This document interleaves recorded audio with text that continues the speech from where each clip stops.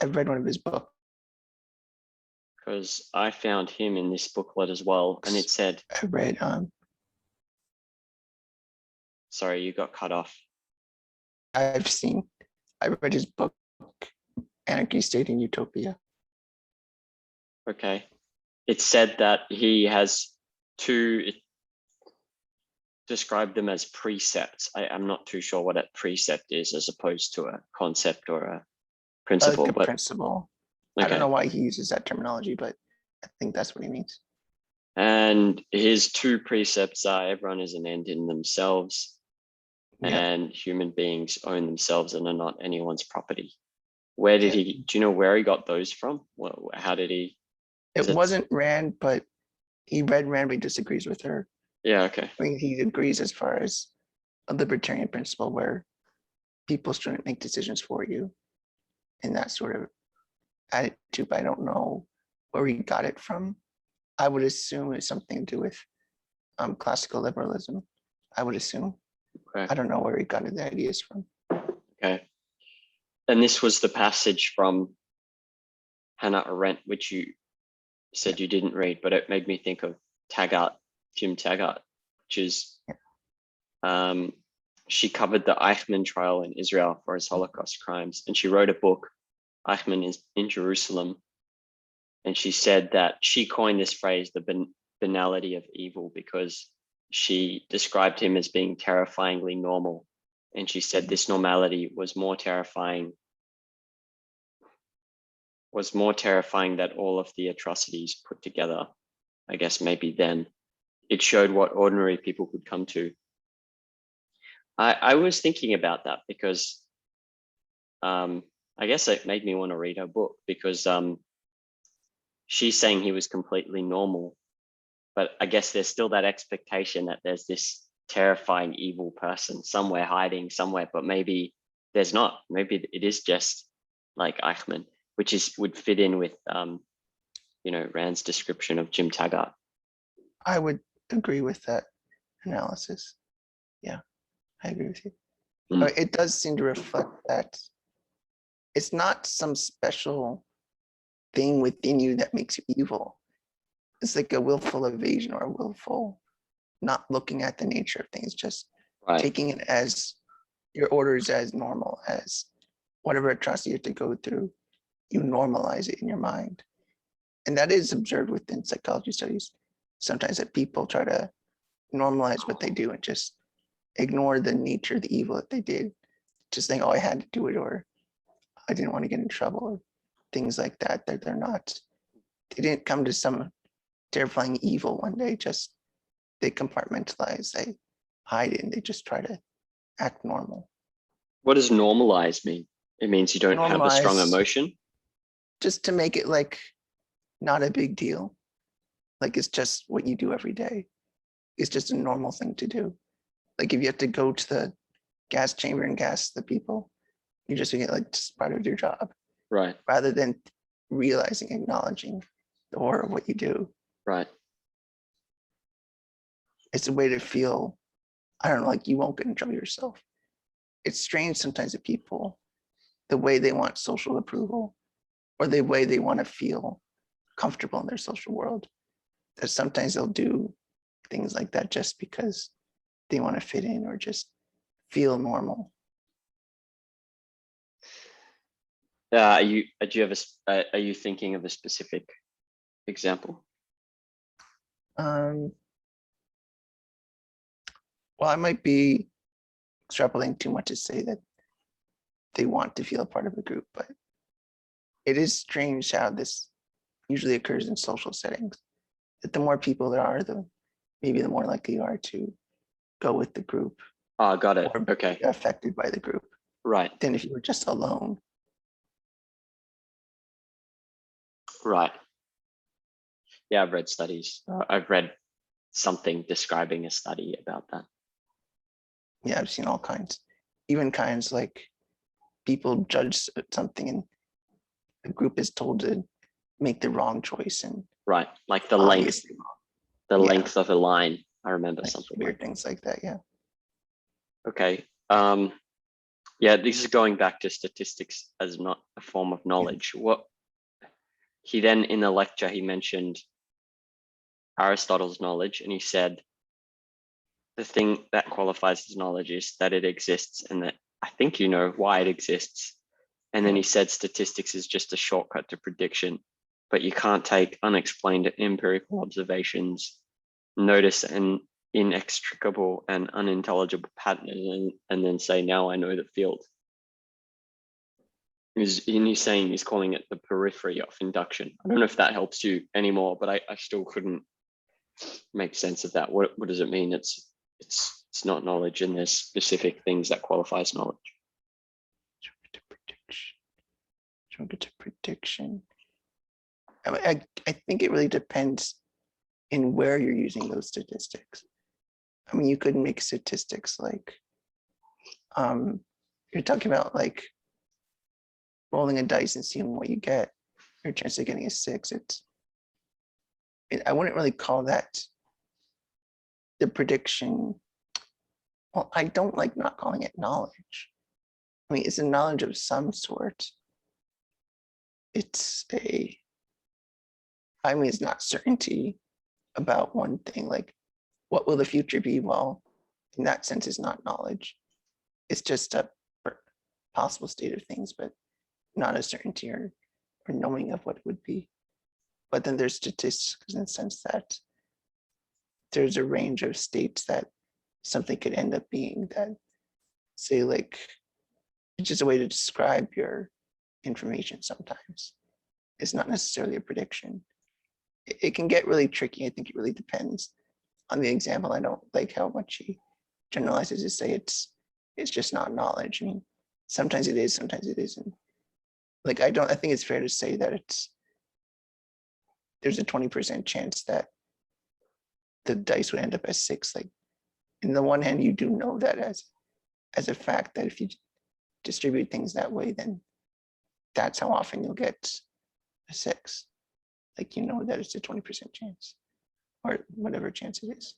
It's not 20%, it's like 18, I guess. But on the other hand, you could say, is it knowledge that it will be a 6 or anything? Well, you can't really know that in that sense. You can't know the prediction, just it's an approximation. It's an estimate, it's not a knowing. It really depends what you're trying to figure out, I think. Like, you could talk about what are the ways a dice can behave versus what way will it behave. I mean, I think there's a difference in that question. Yeah, it goes back to the metaphysically possible versus epistemology. Yeah, and it could be relevant to ask, like, what are the things a dice can do? Because, well, you're trying to analyze the nature of, say, randomness or the nature of rolling dice. Okay, all right, we'll move on from that one because I don't know. I think it depends a lot on the context and developing more specific analysis of that.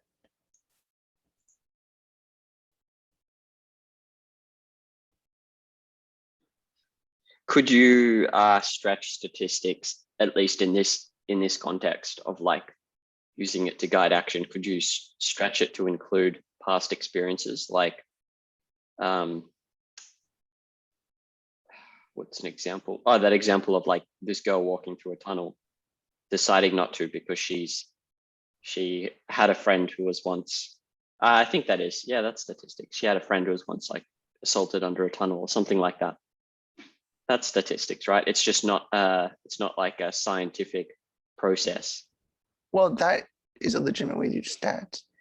You might not get the exact number, but I mean, there are different ways to do stats. That what you're describing is taking the evidence that would be Bayesian stats. And I think that could be appropriately described as a form of knowledge, maybe, because you're actually taking into account the evidence to make some judgment about probability, right.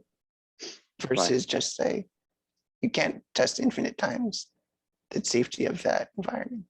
You can't say like 20% of the time you walk in here, you'll be attacked, because you can only walk in there once.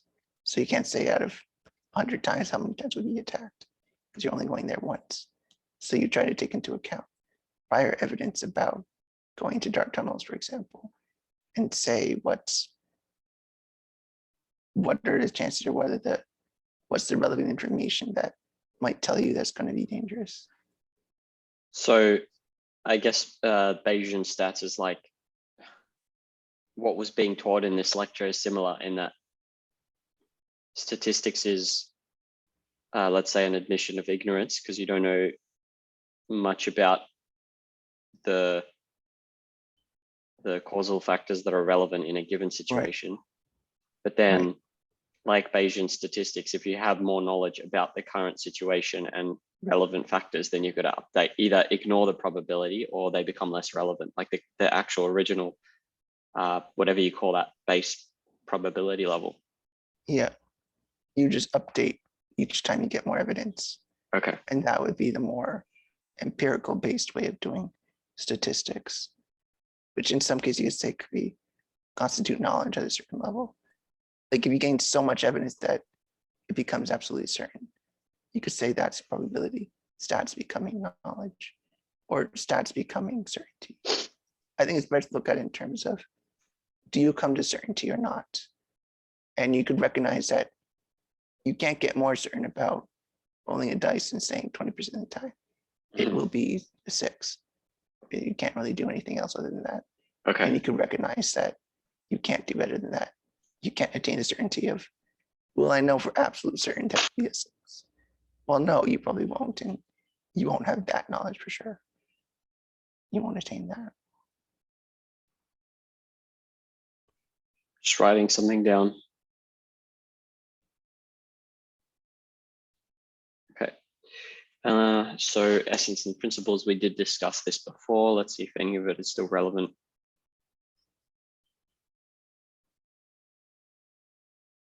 Oh yeah, so it was just talking about different relationships between derivative and fundamental. Sometimes it's like a general capacity and it has to be exercised, like a general capacity to learn language. In this case, the person speaks French, but there's also cause and effect. So necessary and sufficient in terms of like fundamental versus derivative. Is there anything else? So general capacity that can be exercised, and then there's cause and effect, which is necessary and sufficient. Is there, well, I guess general capacity would be necessary only, not sufficient. So is it, do these two exhaust all the relationships between fundamental and derivative? Derivative things, cause and effect sounds right. General capacity.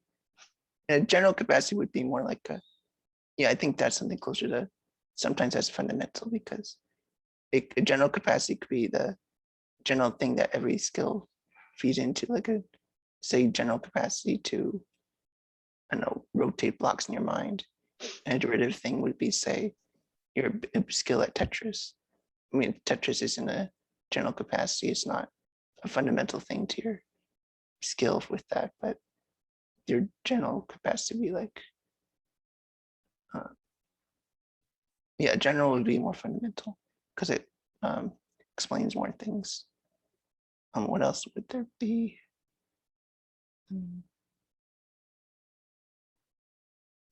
Sometimes it might be what came first, like that might be still cause and effect, because I was thinking like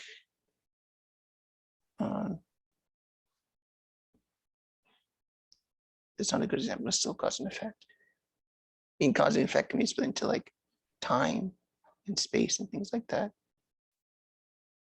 Sorry, I didn't get that.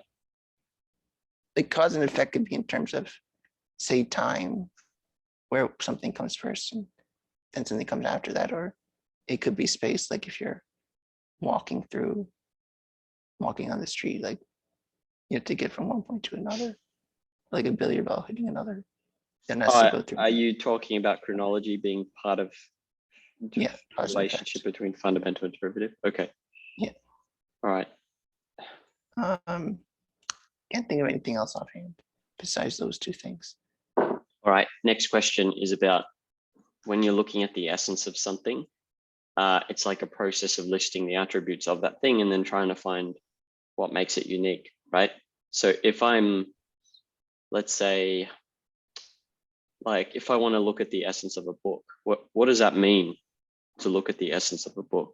Like, does that mean I'm thinking through the story, what kind of story it is, comparing it to other stories, and then trying to ask myself if there's anything unique about this. That's part of it, yes. I mean, you got the condensation of it. I think the thing that makes it unique, but you need both the similarity and the difference as well.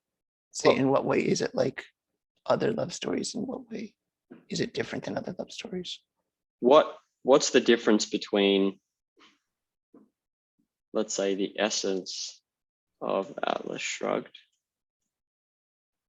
versus the principle behind Atlas Shrugged? Just like in the Fountainhead, what is it? The principle behind the Dean. I don't know if you remember that. And then what about versus the essence behind the Dean? How would you differentiate those? My principle of Atlas Shrugged seems a strange way to phrase it, because I always think of principle as something guiding action or guiding thinking. And I mean, you could say a principle behind how she wrote it. I mean, is that what you mean? Or the book itself? Well, we can skip that example. What about this one Yeah. here? This second one that The I've just principle quoted. behind its Dean. We like, know the what principle motivates- was dependence, what- right? Yeah, what motivates his action? Right. But then what would be the essence? Would it be different even? I mean, That might be my thinking on that, was that might be the essential principle. I think But it then was- what is the essential? I don't know. you have to think, is there something about him that you used to talk about him? I don't think you really could talk about people without reference to their behavior. I think principle is the way to identify their essence of a person, what makes them uniquely them.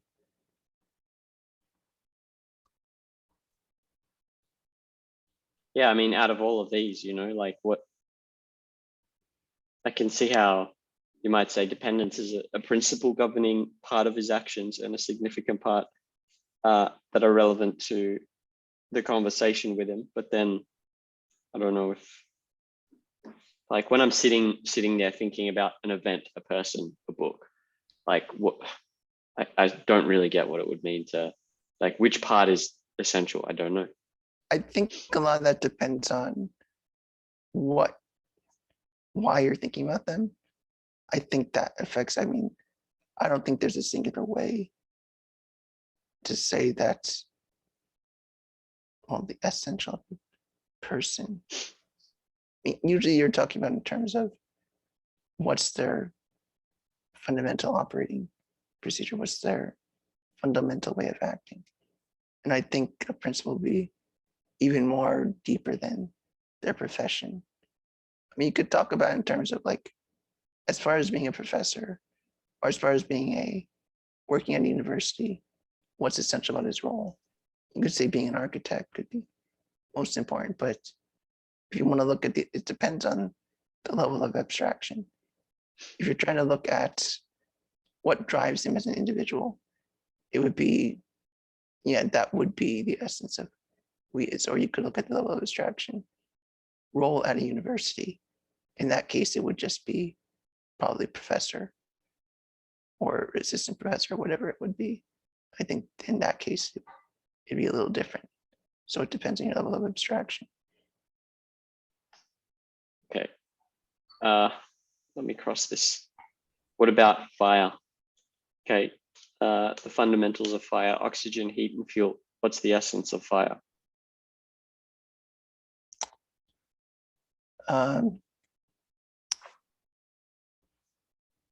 Chemical reaction between two substances that generates heat and a visible. I'm trying to think how to define this. So it's a chemical reaction between two substances that produces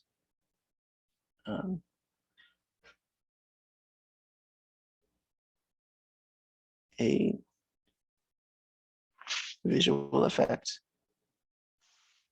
something like that. I mean, the essence would be just that trying to just think, what would you describe as? I guess I brought that up just because there's three things you need to cause a fire. These three, right? Yeah. And so there's no one essence, or there's no one, not even fun. There's no one fundamental. There's three fundamentals. What the fundamental would be that it's a chemical reaction of these three things. And I think it'd be fair to say that is not to say that there's only one eventual cause, but the cause is oxygen and fuel and heat. Okay. I don't think it necessarily needs heat, just oxygen and a fuel.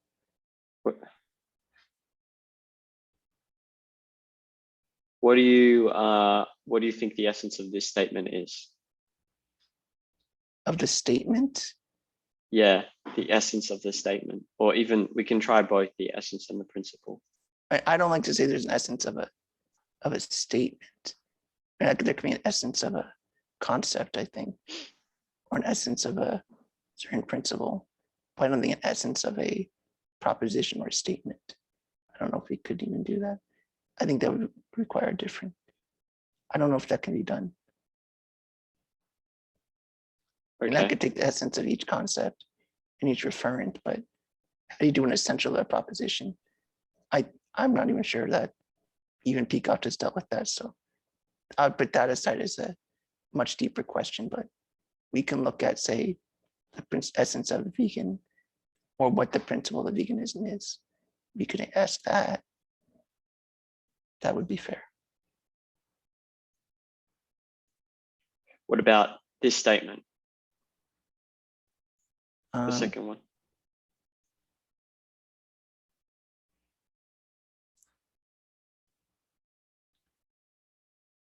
I think it's also another example of just a proposition.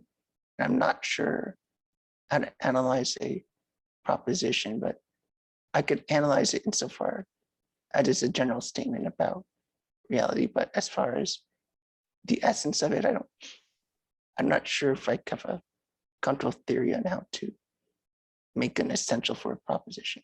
Okay. And then in the lecture on principles, he said, as an example of a principle, so he said all cats have tails. So he gave an example of like a generalization or a principle about cats. And he said saying all cats have tails, or cats have tails because it helps them do something, is not broad enough. And he said he wanted something like the principle of evolution. For example, every animal evolves. Well, I don't know, whatever the principle is.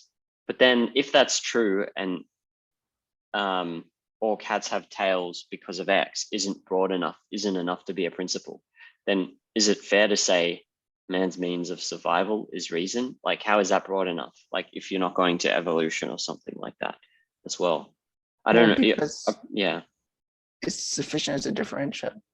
I mean, it's sufficient to differentiate from other things. It's just because man is the only thing you could find that has reason, but many, many things have tails. Right. Even things that don't normally refer to cats. Right. You could even see like a lemur. It's not even close to a dog or cat. Okay. Children will mess up sometimes. You might think that tail having makes it a dog or cat, and so they'll call dogs and cats. Like they'll think dogs are cats. Right. And that cats are, or they might think cats are types of dogs. Right. For example. All right. That makes sense. I'm happy with that. Let's get rid of this.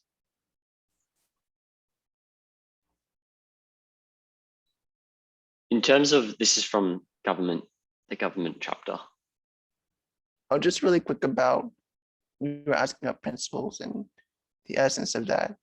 Usually when I think about essences or essentials and things like that, I think what can fit on a hierarchy of concepts with like the genus and species and all that. And you wouldn't really put principles on there. Like those are like single words or two words that we put on, say, the hierarchy of concepts. What do you mean? What is two words? Like whatever you put in the hierarchy of concepts. Like when you develop new concepts in a definition. Like concepts are single words and you organize and form them based on the essences are more about what you use to form concepts. Oh, I'll have to find it in the lecture, but he did give examples of looking at a statement and finding out what the essence was. So that's where I got confused. Seems odd to me. But yeah. I mean, I got it. It made me confused between what a difference is between a principle behind something and an essence is. But yeah. So in this chapter talks about, okay, living in a society is a value to man if it's the right kind of society. The wrong kind, like any course of action, is a threat to man and can be fatal. What's the, like, when is this a personal question? Like, when is it too fatal? You know what I'm saying? Like, would you rather live, for example, in the Mumbai slum or on a desert island? That kind of thing is that just an individual question? It would depend on the context, but by that I mean, it depends also how it affects your values, whether or not you need to, like, to what degree is threatening you. I mean, whether it's fatal could depend on, like, say if you have diabetes and you live in a Mumbai slum, that's particularly worse for you than right. You just didn't have it. So in that sense, you could say it's even more fatal or more likely to be fatal. Right. I think that's just a general comparison. But you could say the same about, you have diabetes and you live in ancient Rome, or if you live in America in 1865. Right. So you couldn't have like always those direct comparisons. Right? I mean, I guess compared to like in our modern era, then it would make sense. But sure, if you go back far enough, it wouldn't make sense anymore. Right. Well, in that sense, we could also say that exactly reflects why civilization is better today, even despite any nostalgia people have felt it. The world's still better than it used to be. Wrong kind. And then it's just a matter of like degrees of how bad you're affected. Right. What does it mean, rights are an absolute? Where does it say absolute? Oh, yeah, I think it's the title. Oh, the chapter title? Yeah. That's fine, I think.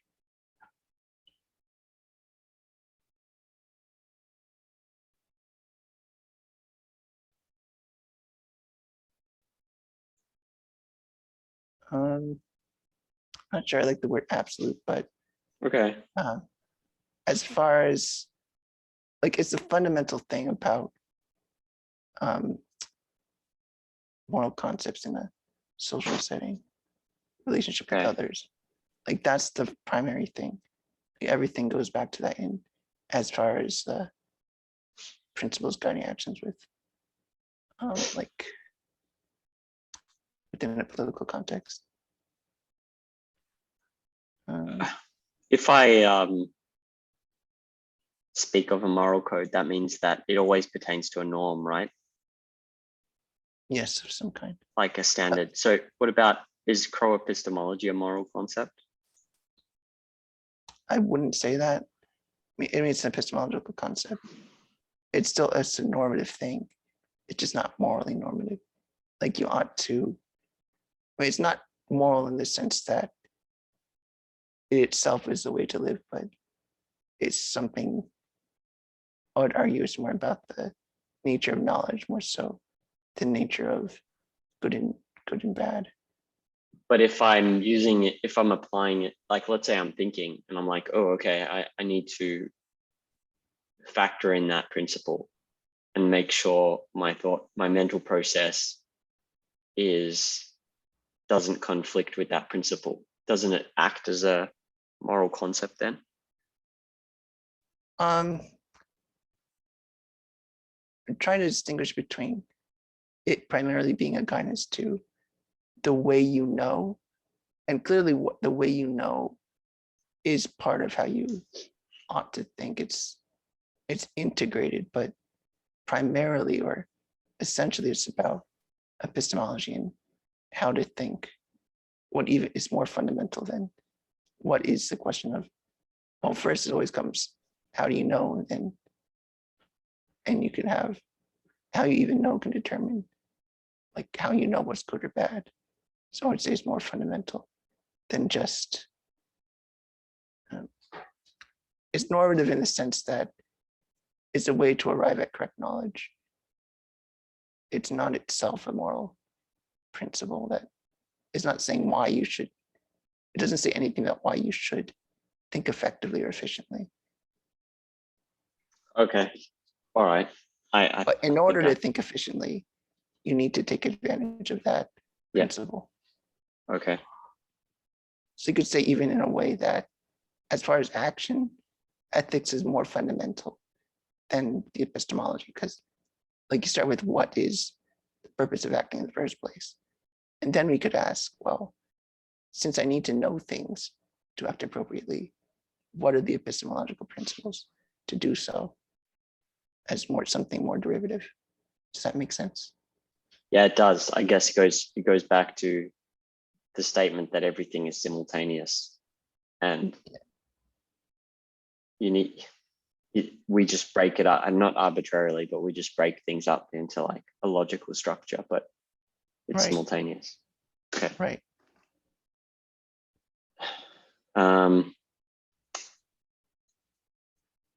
Let's see. When we say it's a prerogative, is that the same thing as saying it's an absolute, or it's a right? Like a right is isn't that a right is a right? Isn't that what that essentially means, or do I not know what prerogative is? Where's this quote from? Is this also yeah, this is all from the same chapter on government. prerogative? Right. I didn't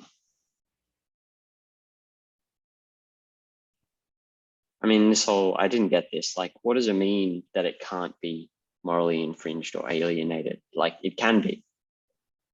Is it just trying to say that according to law, it's wrong, or what?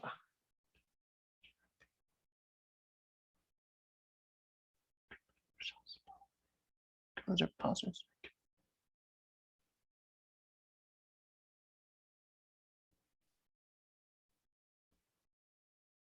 I feel like there's got to be more context here. I feel like there's not enough context to analyze this quote. The way I normally think about that kind of question is as the way if you violate rights, does that mean they have been literally taken away? I usually think of violating rights as denial or prevention of using the rights that you have them, but you've been denied their use. Like it should be. We're just speaking like in terms of law, right? Because in a sense, they're not out there in reality. It's like it's just a moral concept we come up with and put in law, right? Not just within law. It's specifically a type of moral principle. Rights are a moral principle. It's a moral concept, rather. Right. It's not just a principle, it's a moral concept. And that's something presided by the nature of reality. In the same way that moral concepts, even the same way that self-interest is a moral concept. Right. I mean, rights are a moral concept as well. It's not just prescribed by some convention, but by the nature of reality and the nature of man, and rights are the same way. Law is just the implementation to assure that our rights are protected, to assure that we acknowledge and respect, and even explaining the consequences of violating those rights. What is it adding here by saying they can't be morally infringed or alienated? What you're saying is that Is it just the equivalent of saying something like you can be dishonest, but honesty is still good for you? Is that basically the equivalent of what they're trying to what he's trying to say here? Well, if you're, for one, if rights were something just, I'll just take a different perspective here. So a person could say that rights only exist because they've been granted by the government or granted by some fiat from the government or some group. Yeah. That you have rights based on their decision. So like a social contract. Yeah, and the objectivist stance would be we have rights by the nature we are, whether or not the state recognizes it or not, we have those rights. And if they're violating your rights, it's not like, oh, well, they're gone, doesn't matter now, I'll never get them back. It's not like you still have those rights, but you've been infringed or denied from using them. Okay, I get it. Them. So it's just to keep in mind the fact that if you're in an environment that's antagonistic to this morality, you just maintain that idea in mind that, okay, I have this is what's correct, but it's being, the other person is violating it. And so you just, that the whole point is to keep that in mind, right? Yeah, I'd say so, that you're trying to keep in mind that it's something you have by nature, not just something granted. It's there regardless of, in that social setting, regardless of if somebody recognizes or not. Yeah. Okay. I get it. Founding fathers. See, what I found is interesting is they discovered all this before, like they didn't need objectivism to figure out, oh, okay, you've got a right to life. And then I was thinking about, is a lot of what has been done just taking ancient wisdom, other philosophical developments, and then just adding selfishness and the epistemology, right? More consistently. I think so. And taking modern developments like individual rights in the US, right? And really taking that and even ancient approaches to knowledge, and in a way modernizing them or taking them into account into the modern world we live in. That's how I often see objectivism. Yeah. What do you make of the difference between liberty and the pursuit of happiness? I think liberty is a more powerful word. The pursuit of happiness seems to convey more the feeling of life, not necessarily the actions of living a good life. It just seems too much emphasis on the feeling rather than the nature of your life, like the living it. I would say it's really just the happiness is too much emphasis on a subjective feeling rather than like virtue itself. Is there something similar in the process that was followed to get from, I don't know if you've read much about how they came up with this idea, but is there something similar? It's got that kind of, I haven't read into it, so I wouldn't know, but it's got that kind of same deductive vibe of the virtues, where you start rationality, and then you get to honesty, and then you get to, integrity. And it seems like it's kind of similar. Okay, there's right to life, and then you do pursuit of happiness, and then you have property. Was it a kind of similar process? I'm not sure. And there's so many of them, it's hard to say. I mean, I'm sure some of them, founding fathers, I mean, they took different approaches anyway. But generally, as a group, with the way they discussed it, I know there's a lot of discussion about the Roman government, a lot of discussion about Montesquieu, the nature of common law in England. They talked about, they were really working with the laws as they saw them, as far as I saw for the most part. And there was some disagreement as far as the philosophy of like, to what extent should you focus on the people? Yep. And what rights, and what way it should be populist versus a federal government. But generally, it seems like they were using reasoning about prior thoughts, not some preconceived notion of the way it should be, because there was so much disagreement. They didn't really have a preconceived notion of what they're deducing from. The only agreement they really had is we hate Britain. And that was really the only commonality. Then they had for the what? most part. That they hated Britain was really the main thing they had in common. Okay. Other than that, it's a lot more unruly.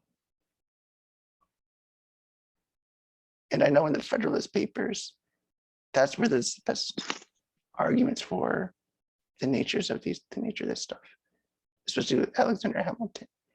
He really focused on, I think, evidence a lot of the time, not strictly some deductive argument to demonstrate the validity and importance of all this.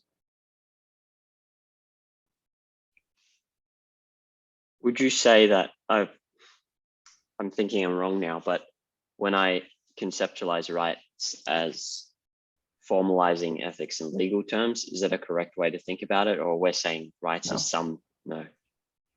Yeah. Rights is more like, it's prior to that. Okay.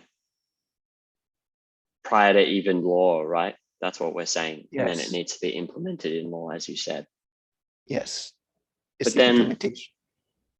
But then I was thinking though, doesn't it just come up when you're in a country where there is such a thing as a court of law? Like what, if you're just living in some tribe, like his rights, I don't even think it's applicable then.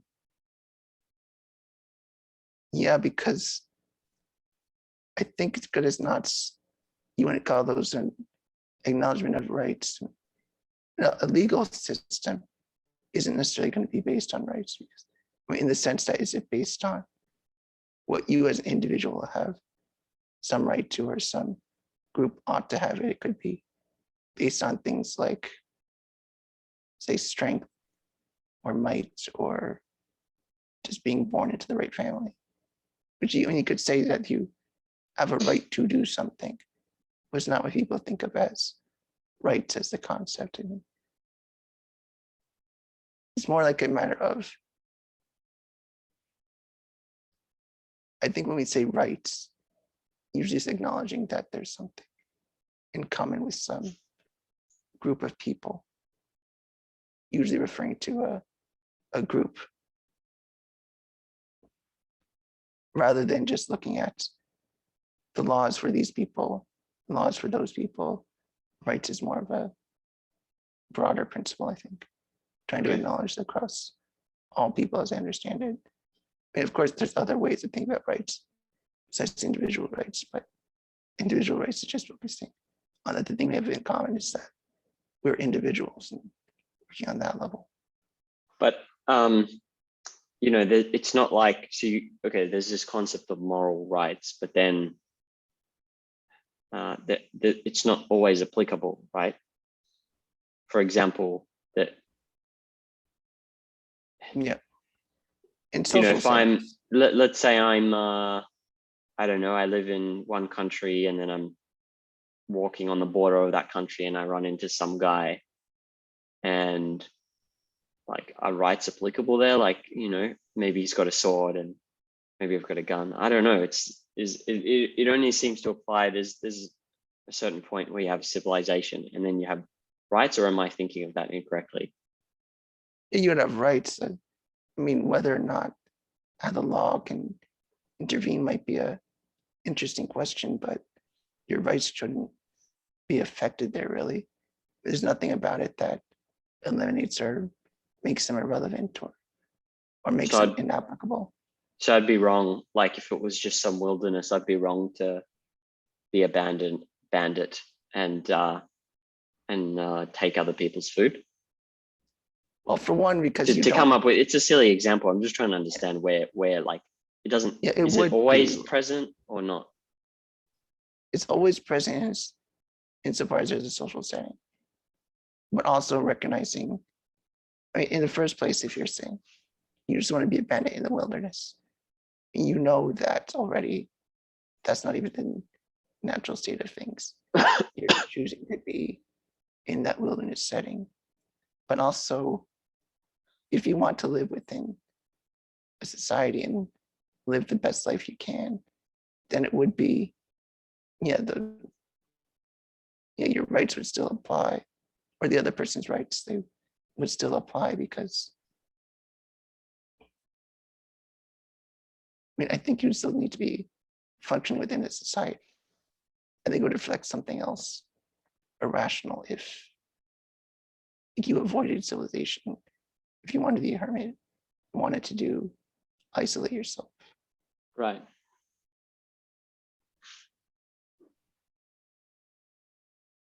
Okay, this is a stupid. Like with any moral concept, following them is for the sake of your life, that it should improve things if you follow that principle, even if stranger settings like, oh, you're having a camping trip, why not steal from them? Well, the same way you think about any moral principle. It's not just this isolated one moment, but how does it fit in with your overall thinking and your goals in life?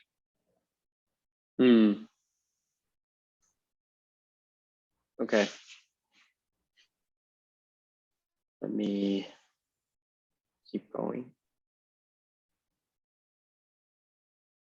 I think I got caught up in this deduction thing, but like I think you pointed out, it may not have been, we don't know, it may not have been a deduction. It's just to prove it. It seems like, I think to prove it, they go through reduction, which is what he said, but Which doesn't is mean it was deduction. reached.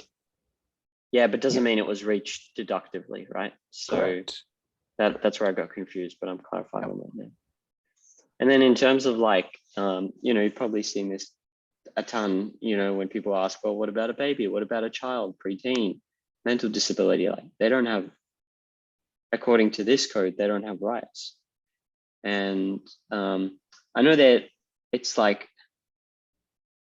I think the Binswanger's explanation on learning something was don't focus on marginal edge cases or whatever, but right. The thinking behind it is like, well, how can it just seems like, at least to me, it's like, well, let's just pretend this thing doesn't exist. Well, see, this is how reality works. You just have to ignore that thing.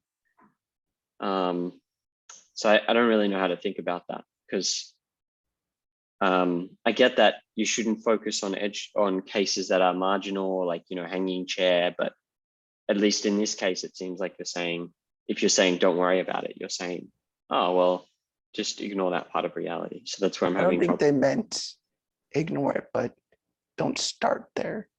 Okay. That's all. Like, okay. To you, right? It's not a good way to start, because you're not trying to focus on these like real detailed things about possible exceptions or little differences or things that don't stick in your mind clearly. Yep. Because it's not obvious.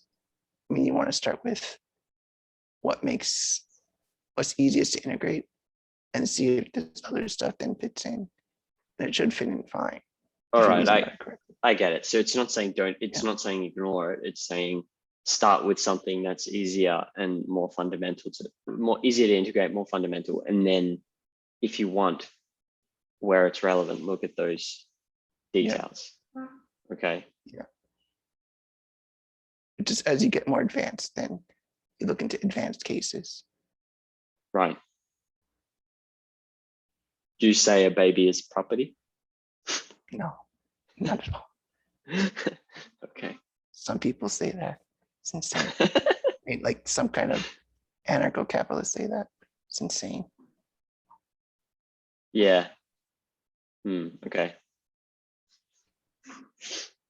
Well, I guess that's like, I don't fully get right. So this is like a marginal, probably. Yeah, I would say wait on that. Yeah. I don't want to get bogged into that. Right is not a claim to assistance or a guarantee to success.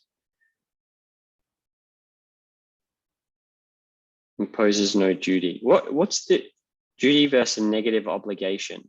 So a duty would mean you do something for someone, but a negative obligation is you refrain from doing things. Have I got that right? Well, a negative obligation, to refrain. Duty just is doing it for the sake of some principle outside yourself, not for yourself. Yeah. But she's saying like an obligation.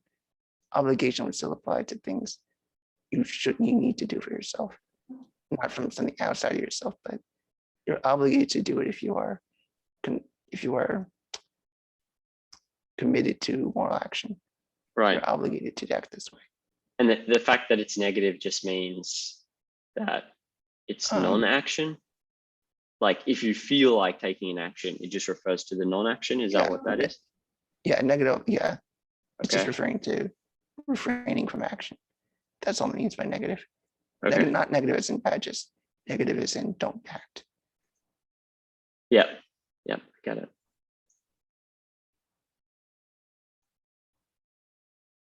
Let's see.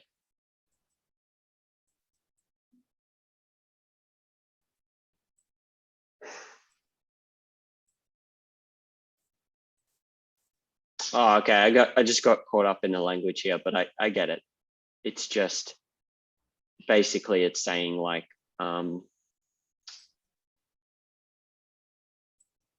it's I don't know what enjoining is, but it's saying that this is the method of dealing with other people when you live in society as opposed to this. That's all that's being said, right? That's what I got confused on that before, but yeah. Let's see. Okay, I got confused on that, but I get it now. I'll cross it out. Silly.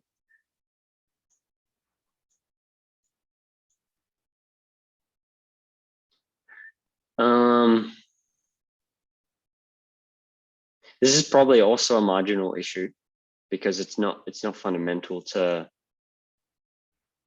the concept of moral rights, but let's have a quick look. I mean, I guess this is something that I've heard before, so that's why I was curious about it. I've heard it a lot. So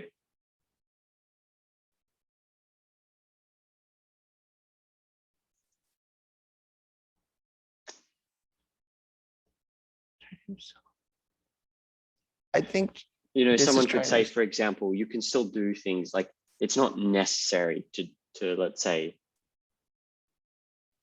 do this or do that. So, and therefore you still retain your right to life. But yeah. I think it's saying that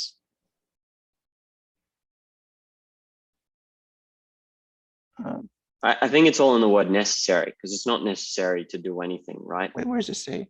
This is mine. Like, in terms of, I get it, but I'm just curious how this fits in with rights, like unnecessary pain or unnecessary. I think the claim is that animals survive by a different nature. So if they did have rights, it would be different, or that the person would be claiming that animals have rights by some other standard than what humans do. And I think it would be saying that to follow the rights of those other species would mean to ignore your rights, or that your rights are not necessarily compatible with theirs because you're different kinds of entities entirely with different means of survival. So you couldn't maintain rights of one and the other, or at least you would have to demean the nature of human rights and make them no more but people on the same level as animals. I mean, you might rationalize it, say that all animals are good as people, or even go the other way, that humans are terrible and only animals are truly good because they don't kill each other or lie to each other, things like that, even though they do. But... All right. Maybe we will skip it. See what this next thing is. So this is about, let's see, you can be, it's talking about these virtues and that as long as his property is not expropriated and he remains unmolested physically, the damage he sustains is essentially spiritual, not physical. In such a case, the victim alone has the power and the responsibility of healing his wounds.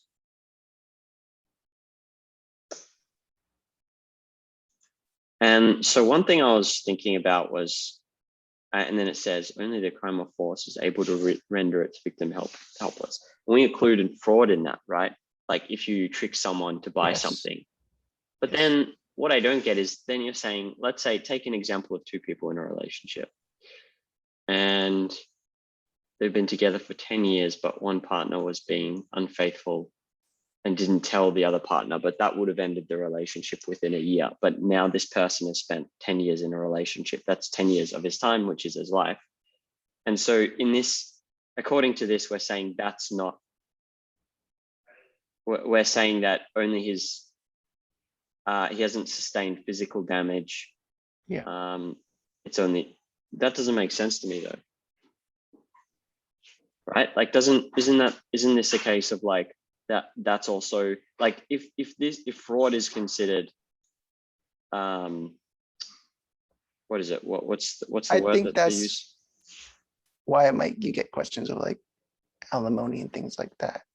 Like, to what extent was there actually a legal commitment, a legal relationship there with the relationship? So I think to me that's too complicated of a exception, actually, because there are Okay. considerations for that.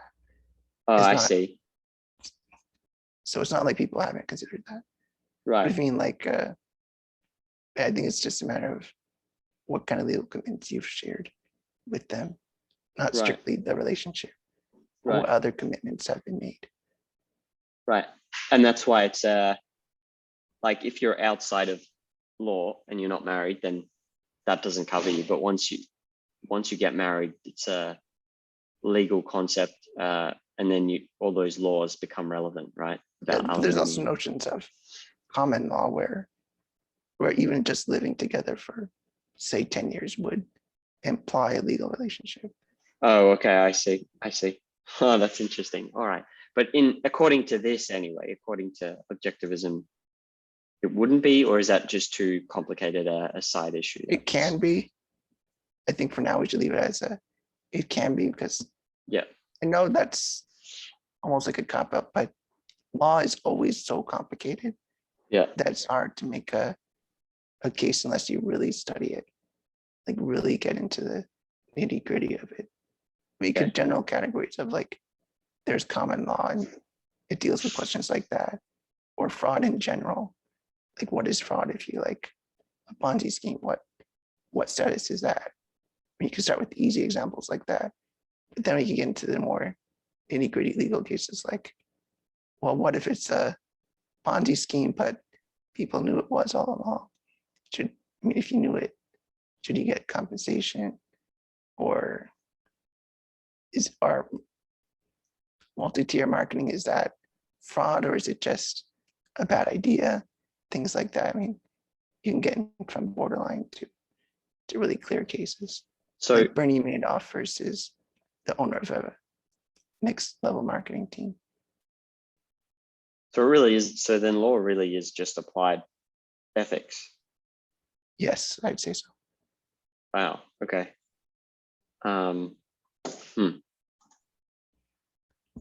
Well, the